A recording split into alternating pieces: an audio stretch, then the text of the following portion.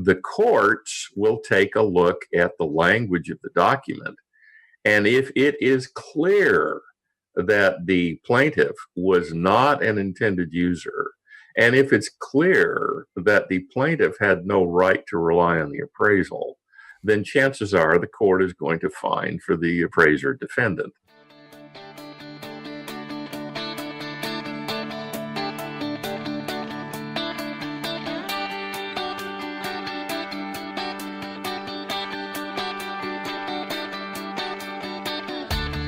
Originating from deep inside the Rocky Mountains, transported through the power of the internet, and arriving inside your tiny earbuds. It's the Appraiser Coach Podcast, helping appraisers increase their efficiency, quality, and make more money. Here's the guy who makes it his life's mission to create value for real estate appraisers nationwide. Your host and the Appraiser Coach, Dustin Harris. Welcome, everybody. Dustin Harris hanging out with you once again in the podcast chair. Got a great guest on. Can't wait to introduce Mr. Tim Andersen coming up. We're going to do another episode of Dear USPAP Instructor. These have been quite popular as we've pumped these out over the last little while, and something we're going to continue to do. So continue to send your questions in for Tim, and we will deal with them on the air. You can be anonymous.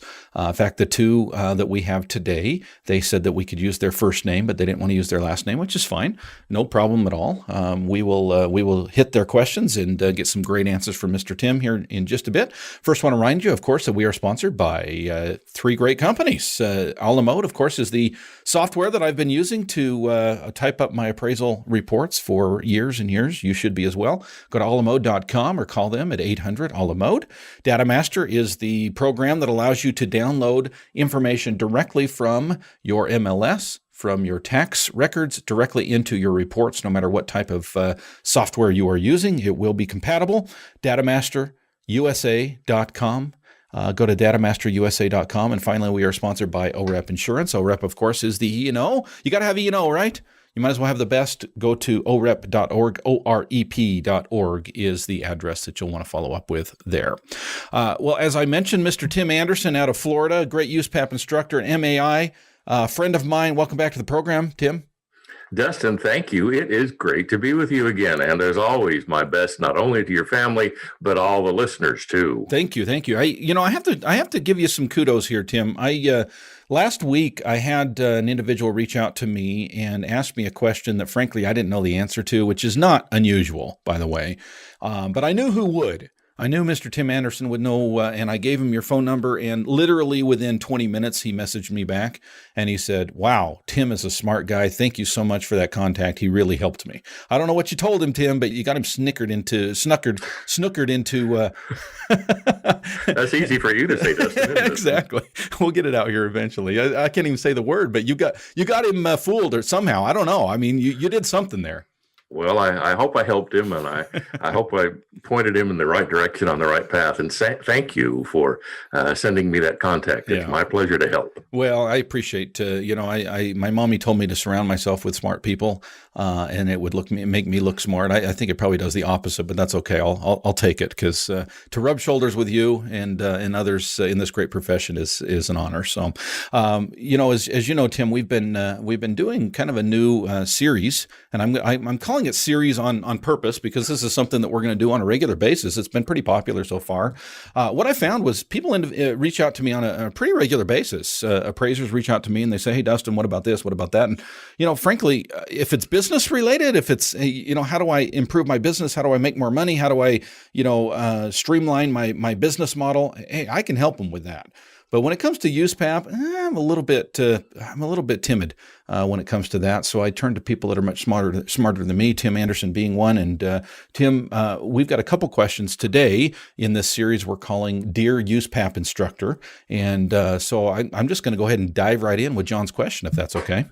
That's great. Let's go. Okay, perfectly. So he reached out to me. It was a little bit confusing, and I had to go back and forth with John a little bit on this question. So I'm just giving you the condensed version, basically. But I'll just paraphrase what John was asking. He said, I know I'm supposed to I'm supposed to adhere to USPAP, but I'm also being told by my clients, certain things that sometimes make me feel a little bit uncomfortable. And specifically, he brings up the UAD, the Uniform Appraisal Data Set. And part of UAD is making sure that the addresses are compliant or are USPS compliant. And basically what John was talking about here, Tim, is he's got an area in his geographic coverage for appraisals that he says I do quite often. And when you run the addresses in that area, it comes up with a certain city name. Okay. And he says, I know for a fact it is wrong. I know it's wrong because it's across city boundaries. I know where the city boundaries. I mean, it's my neighborhood. I know it. I know my market. And Fannie Mae is saying, no, you need to use the USPS, the United States Postal Service address. And he feels like that's misleading. He feels like that's actually breaking USPAP because he's reporting a different city than the address is actually located. And he says, I deal with it with comps. I deal with it with subject. I deal with it all the time. And he says, I need to find out who trumps what. Is UAD more important than USPAP? Is USPAP more important than UAD? How do you deal with something like this, Tim? Okay, you want the definitive USPAP instructor answer? I want the long, drawn-out answer so we can make a whole podcast out of this. It depends. Yeah, exactly. Okay. No, this is a very common question. This happens all the time, especially in rural areas. You'll have, for example, where I live, one city happens to have mailing addresses in Tequesta, Florida, even though they're in two separate counties. Mm-hmm. And it's just a convenience of the post office. So since the post office has to deliver the mail, which occasionally includes checks, you get those? We go, yeah. I need so some often. of those. I need some. Every so often. By default, go with the USPS address. If you feel that going with the USPS address is in any way misleading, then put something in the addendum indicating that tradition and history indicates that the property is located in town A, whereas the USPS locates it in town B. And for accuracy and consistency purposes, you have used the USPS address. That is not in the least little bit misleading. Okay. Because you've explained it. And then, John, quite frankly, your state board is so overworked and underfunded and under-personneled that is the last thing they're going to worry about. And the client's going to worry about it a lot more for reasons that I don't fully comprehend. Apparently, they don't have enough to worry about. Right. So they jump in and climb all over addresses. But this is not a USPAP problem. Okay. And it will never get you that letter from the state appraisal board. Okay. So as long as you're clear in the report, and I think this goes to a lot of questions, Tim, a lot of times you can state something, just because of the constraints, and I think you would agree with me on this, just because of the constraints of the URAR or, some other Fannie Mae form, a lot of times we have to, quote unquote, do it this way. But as long as we explain it and make it very clear what we're doing, we should be okay in maybe, on an addendum or something of that nature explaining otherwise, right? Dustin, yeah, it's interesting you use the word constrain because that's exactly what the forms are meant to do. They're meant to constrain the data that you provide to the client and ultimately to Fannie Mae to exactly what it is Fannie Mae wants and nothing else. Mm-hmm. Okay, well, Fannie Mae has the right to design its forms any way it wants to, even though it's wrong. But it's the appraiser's challenge and responsibility to say, okay, I provided you with the data which you deem to be necessary. However, I deem that more information be necessary. And since I'm signing the appraisal, you're not, then I'm going to provide you with the quantity and quality of data I deem necessary to write you a credible appraisal and report it to you in a non-misleading manner. Okay. So again, the form itself, the architecture of the form itself, the contents of the form itself, the demands of the form itself are fine. But when the appraiser needs to exceed them, the appraiser has both the right and the responsibility to do so, as well as to explain why. Okay. So let me somewhat restate what you just said, because let me put it this way. standing in front of a state board and saying, well, the field wasn't big enough to put all of that information is probably not an excuse, right? That's not going to get you anywhere. No. Okay. All right. Fair enough. This really leads into a bigger question beyond just addresses. And that is, when your client, be it Fannie Mae or somebody else. And I think, I know you're no friend of Fannie Mae. I don't think that's a secret, especially the Fannie Mae forms. But even beyond that, I know that we do, butt heads. When I say we, I mean USPAP and Fannie Mae sometimes butt heads when it comes to reporting, when it comes to, some of the things that Fannie might require that, I know appraisers sometimes get very mixed up when it comes to, what's required by USPAP, what's required by Fannie Mae. Is there a discrepancy there? Is there a dichotomy there? Is there, is one going against the other? Bottom line, Tim, when you have a client, be it Fannie Mae or your local banker or Fred and Wilma down the street that you're doing a private appraisal for, when you are asked by a client to do something that you feel contradicts or goes against in some way USPAP, what is the responsibility of an appraiser in that situation? Well, Dustin, let's take, for example, the concept of marketing time and exposure time. USPAP demands an analysis of exposure time. Fannie Mae says absolutely nothing about it. Mm-hmm. Fannie Mae, however, demands an analysis of marketing time, Yep. whereas USPAP says nothing about it. Therefore, to comply, you're going to do both. Mm-hmm. That is not a violation of either one of them. All you're doing is accepting the fact that you have a responsibility to provide what both of them require, and you're doing so. All you're doing is exceeding USPAP's minimums, and that's all USPAP is. It's a minimum. It's a floor you can't go beneath. But what if the client asks you to do less than minimum, for example? And this is years ago. Let me get there. Okay. So you include both analysis and opinion of both marketing time and exposure time.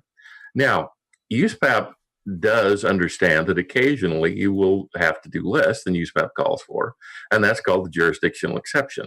However, I can think of only one time that that's applicable, and that's in the state of California. So that is not something really the appraiser has to worry about. Now, when the client says something like, well, don't use any REO sales in this particular neighborhood when you're coming up with your value opinion, then your response is, and I'm going to clean up the response, but the response is, well, dear, sweet, kind, gentle client, you don't have a clue what you're talking about. Yeah. I have a set of rules that I have chosen to follow, and I'm going to follow them. If that is not what you want me to do, then tell me now, and I'll release you from any obligations that you have to me so you can find an appraiser who is more ethically and morally elastic than I am. Yep. No, I love that. And that's actually the example I was going to bring up. Years ago, this was prior to HVCC. I had one of the big banks, I'm not going to use their name, but one of the big banks reach out to me and wanted me to do appraisals, but they had some very constrained instructions. For example, how far I could go for comps, how far back I could go for comps. And I'll tell you, it didn't make me feel comfortable, Tim, and I didn't proceed with the job, because if I'm going to find comps, for example, if they say you can only use comps within 3 miles, and I find a really good comp 3.5 miles away, to ignore that would be a violation of USPAP because it would be misleading. That would be a significant violation of USPAP, and the fact that the client says, "Well, you will do this or you will not do that." Mm-hmm. Is fine. The client has the right to say that, but then the appraiser also has the right and indeed the responsibility to say no, thank you, and then walk away from the transaction. And now I get to get on my soapbox for a minute. Please. Maybe appraisers, you need to quit depending on mortgage work and move into private work, so you don't have to put up with that pain in the tuchus crap from lenders. Private work? What does that even mean, Tim? Private pain in the tuchus crap. Oh, no, I know the private work. I don't even know what that means. What's private work? Yes, you do. That. Oh, you know what that means. Okay. Non-lender work. That elusive Loch Ness work. So that you are free to exercise the ethics that you have. And it makes life a whole lot easier when you don't have to put up with the stress and hassle every day of fighting with clients over what you know to be right. Speaking of stress and hassle, I had to deal with a lot of that until I went to OREP Insurance. Folks, I know it sounds small. It sounds like a small thing, a little thing. What E&O insurer do you go with? Trust me, folks, it makes a big, big difference. Had somebody reach out to the All-Star team over the weekend on Facebook, and they said, it seems like everybody's going with OREP for their insurance. Why? And I'll tell you, it was a long thread with some really positive reviews of OREP Insurance. That's been my experience as well. I've been able to save money. I've been able to gain benefits that I didn't have before. Folks, if you've not checked out their website, just go to orep.org. That's OREP.org and check out the benefits tab. Check out and find out what you are missing with your current E&O provider. Again, it's OREP Insurance. That's OREP.org. Speaking of saving time, speaking of saving stress, why are you retyping things that are on one screen, or heaven forbid, you're actually printing out MLS sheets and tax sheets on pieces of paper? Folks, come on, get with the 21st century and check out DataMaster. DataMaster is the ability to be able to, at a touch of a button, download information that you would either have to pay somebody to do or do it yourself. That's what DataMaster will do for you, plus a whole lot more. Go to datamasterusa.com for more information. One more time, it's datamasterusa.com. And finally, today we are sponsored by a la mode software. Folks, I tell you, I don't know how any appraiser does it without the ability to be able to, first of all, go mobile. Second of all of the tools that are available through a la mode are incredible. Do a side-by-side comparison with whatever software you're using now. And by the way, I love the individuals that are behind all the software out there. I'm friends with all of them. Really enjoy their company. They're great, great people. But there's a reason that I stay with a la mode. It allows me to do more with less. And I think it will be beneficial for you to check it out as well. Go to alamode.com, or you can pick up the phone, call them. They will talk to you. They will get their salesman on the phone and talk to you all about what a la mode can do for you. You can pick up the phone and call them at 800 a la mode. One more time, 800 a la mode or alamode.com.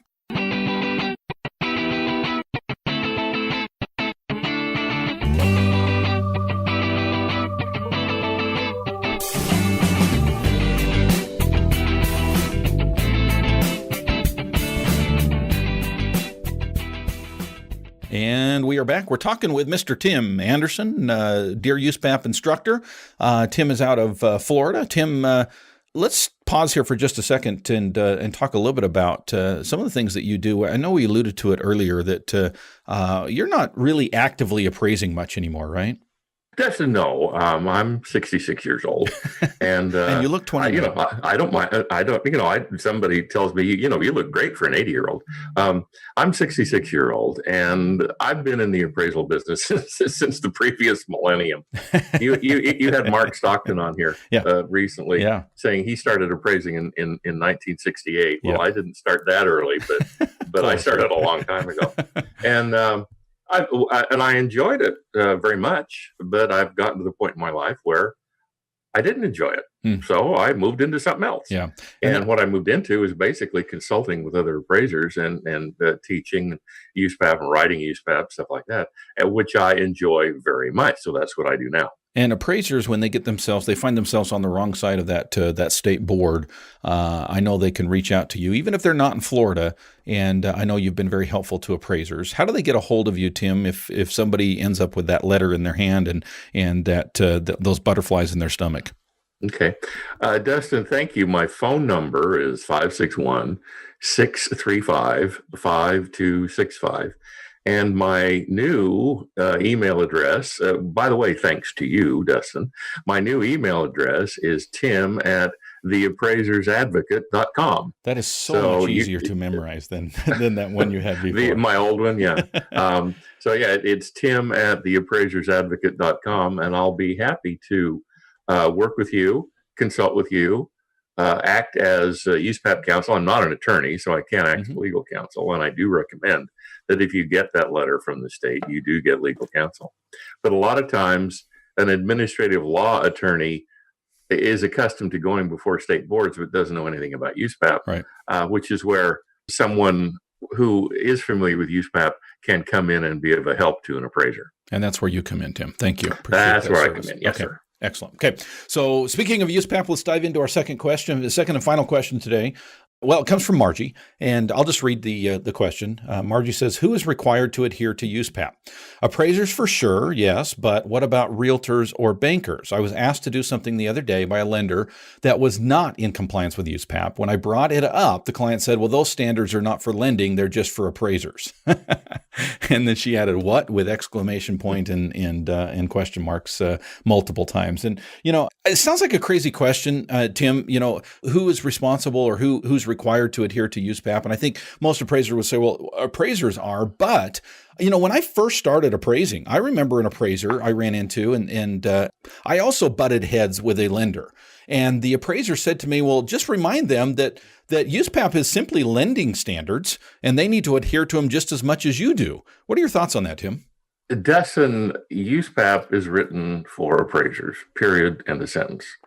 Margie's question is a valid question that a lot of appraisers ask, and I'm glad she brought it up, because appraisers will say, well, the lender shouldn't ask me that. That's against USPAP. Well, please remember that USPAP doesn't affect lenders. It doesn't affect AMCs. It doesn't affect brokers. It affects appraisers. So the lender has every right to say, appraiser, don't use any REO sales in that neighborhood when you're coming up with your value opinion. Well, okay, but then the appraiser also has every right responsibility to say, no, I'm going to do it according to USPAP. Right. A true story, many years ago, I was listening to an appraiser explain to a lender about USPAP and appraisal ethics and so on and so forth.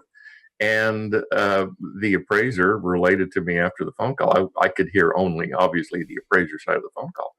He related to me that after he had made this explanation, the lender's response was, well, I don't give a damn about your ethics. Mm-hmm. So, and they don't. That's not their job. It's our job to give a damn about our ethics. So when an appraiser says, well, the realtor gave me umpty gump comparable sales, I can't even touch them. Sure, you can. Touch them all you want to. Look at every one of them. But it's not against any it's not against any realtor ethics to give you those sales, nor is it against your ethics to take them, analyze them, and determine if none, some, or all of them are valid comparable sales. See, and this is a challenge I think that appraisers actually get into more. I mean, we're using some extreme examples here, but in a less extreme and more subtle way, I find myself in this weird position a lot when I'm dealing with realtors, when I'm dealing with lenders, when I'm dealing with the public, homeowners, and we run into these situations where people, for example, an example that happens all the time, Tim. I know you've run into this, and I know appraisers across the country run into this all the time, right? So I had a situation where someone called me and they were upset. It was actually a seller. Okay, it wasn't even the borrower, but the seller on the property had called me and had started asking questions, and most of them were fine. And then we run into the situation where they start to talk about my comps and my adjustments, and we start to get into value. And I stopped him and I politely explained that I was unable to answer those questions because he wasn't my client. And he went through the roof, Tim. And he said, "What do you mean I'm not your client? It's my house." And I thought, okay, and you're not my client, and I didn't say it to him like I'm saying it on the microphone now, but very politely, I re-explained, who the client was and why they were the client. And we run into this a lot with borrowers when borrowers they don't necessarily say it's my house, though they could be, but hey, I paid for the appraisal. Another situation where their idea of what's right and what's fair runs smack up against what we as appraisers have to adhere to, which is our ethics standards, which is USPAP. And I think it happens constantly. We as appraisers get in this really weird situation where we've got to adhere to USPAP. There's no doubt about that. But how do you explain that to somebody who doesn't get it? Dustin, you are going to pay or already have paid for the college education of your children, but it ain't your diploma. It's your money, Nice. but it ain't your diploma. Love it. Okay. That's a great analogy. Dang, I'm writing that down, Tim.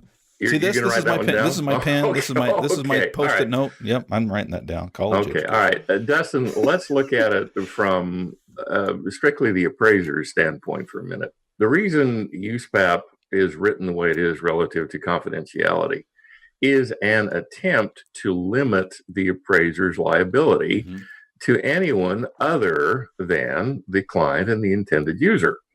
Basically, what would happen is, I know an attorney friend of mine explained this to me. There is the attorney-client privilege. And what happens between the attorney and the client is privileged. Yep. In other words, the court or another attorney cannot get up and compel, except with incredibly rare exceptions, cannot get up and compel the attorney to explain what the client told the attorney in private, in confidence. One of the exceptions to that is if the attorney is blabbing about in public what the client told him or her in private. Mm-hmm. Therefore, while we as appraisers do not have the appraiser-client privilege as an attorney does, we do limit our liability to our client and any indicated intended users by not talking to anybody, basically, but our client, unless we have the client's permission to do so. It makes sense to us, but it makes no sense to a borrower, right, because of the illogic, well, I paid for it. Yeah. Well, good for you. That doesn't mean it's yours. It just means you paid for it. And by the way, thank you. But I've cashed the check and it went right through. I appreciate that. Okay. Dustin, in about 2 hours, you're going to get all the jokes and you're going to laugh and laugh. That's funny. So it's in an attempt to limit our liability. Now, the problem is, and again, one of the reasons that I advocate doing private work is because when you're doing private work, you don't have certification number 23. Mm. And certification number 23 basically says that anybody with a discernible pulse can rely on the appraisal. And that's not the way things should be. But yet that's what Fannie says. And we accept it blindly without the first protest. And we have done for the past 8,000 years. So basically, we're not in the position anymore to protest that because we have accepted it for so long. So while we cannot talk to someone other than our client without the client's permission, there are those who are not our client, can rely on the appraisal, and therefore sue us if they use the appraisal and are damaged. Now, the courts will take a look at the language of the document. And if it is clear that the plaintiff was not an intended user, and if it's clear that the plaintiff had no right to rely on the appraisal, then chances are the court is going to fine for the appraiser defendant. However, if the appraiser does not make that clear, or if the appraiser has spoken to, for example, a borrower when the appraiser should not have, it's just as likely that the court may fine for the plaintiff against the appraiser. That will depend on the individual facts of the case. Right. As always, Tim, you are a wise man, and can't tell you how much I appreciate your time today. One more time, give us a shout out on your phone number and your new email address. Dustin, thank you. The phone number is area code 561-635-5265. And if you could hear my ringtone, you'd hear that it's Uptown Funk, and it's really good. And my email address is tim@theappraisersadvocate.com. There's no apostrophe in appraisers. It's just theappraisersadvocate.com. Perfect. Tim, thank you, and can't wait to do it again next month. Look forward to it, Dustin. Thank you, and my best to your family. You've been listening to the Appraiser Coach podcast with Dustin Harris. If you like what you hear, please give us a 5-star rating and post a short review on iTunes. For more in-depth insider information on how you can make more money as a real estate appraiser, visit theappraisercoach.com and sign up for the All-Star team today. Thanks for joining us. And now, get out there and create some value.